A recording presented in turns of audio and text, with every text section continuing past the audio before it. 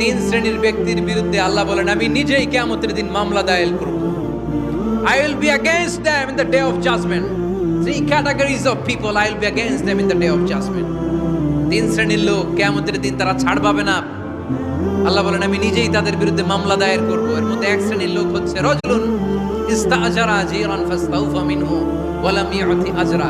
একজন শ্রমিক ভাড়া করে তার কাছ থেকে কাজ নিয়েছে কিন্তু তার পারিশ্রমিক আদায় করে নাই। এরকম আছে না নাই?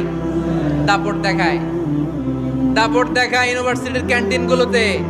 ইউনিভার্সিটির ক্যান্টিনে যে খায় মাগার বিল দেয় না, এরকম ডাকাইত আছে না নাই? চায়ের দোকানে চা খায় পরে দিমু বিল দেয় না, আছে না নাই? দোকানে যে পণ্য কিনে বিল দেয় না, পরে দিমু, আছে না নাই? কিয়ামতের দিন আল্লাহ তোর এই মাস্তানি ছুটাবে, চিল্লায় এখন ঠিক কিনা? আনা খাসমুহুম, আমি নিজেই তাদের বিরুদ্ধে মামলা দায়ের করব। কথাটা কার?